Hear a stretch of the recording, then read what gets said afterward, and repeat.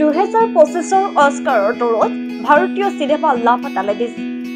Oscar পবে কিৰণ ৰাও পৰিচালিত লাপাতা লেডিজৰ বহুলভাৱে সমাদিত হৈছে কিৰণ ৰাও পৰিচালিত এই ছবিখন।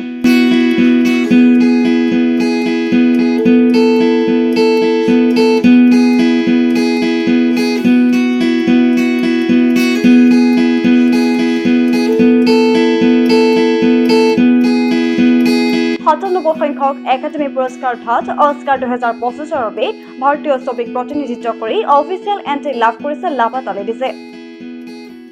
কিৰণ ৰাও দ্বাৰা পৰিচালিত লাপাতা লেডিজে শ্ৰেষ্ঠ আন্তৰ্জাতিক ফিচাৰ ফিল্ম শ্ৰেণীত ভাৰতক প্ৰতিনিধিত্ব কৰিব।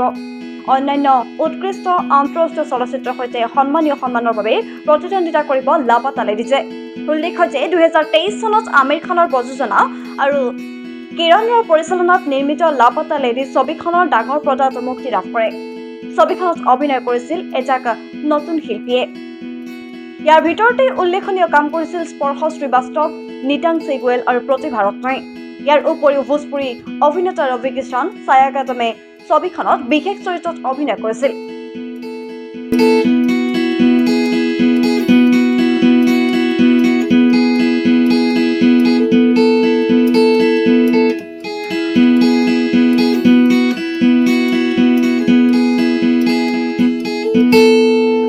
ছবিখনক দৰ্শকে সুন্দৰভাৱে আঁকোৱালি লৈছিল। ছবিখন নিৰ্মাণ কৰোঁতে ব্যয় হৈছিল 5 কোটি টকা আৰু তাৰ পিছতে ছবিখনৰ উপাৰ্জন হৈছিল প্ৰায় 25 কোটি টকাৰ। প্ৰথমে ডাঙৰ পৰ্দাত মুক্তি লাভ কৰিছিল ছবিখনে। সেই সময়ত দৰ্শকে আঁকোৱালি লোৱা দেখি পিছত ছবিখন OTT প্লেটফৰ্মত মুক্তি লাভ কৰে। লাপাতা লেডিজ অধিক জনপ্ৰিয়তা লাভ কৰে।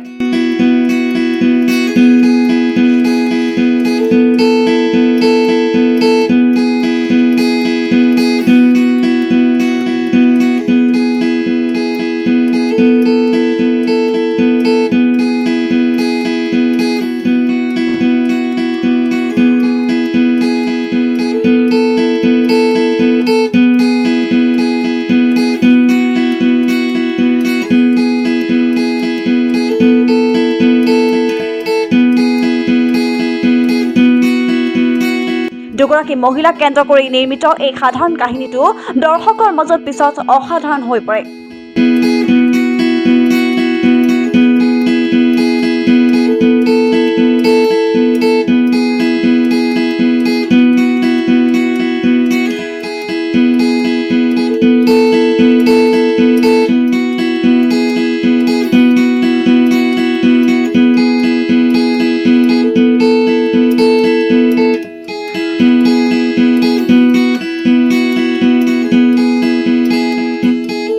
নিউজ ডেস্ক সংবাদ 365।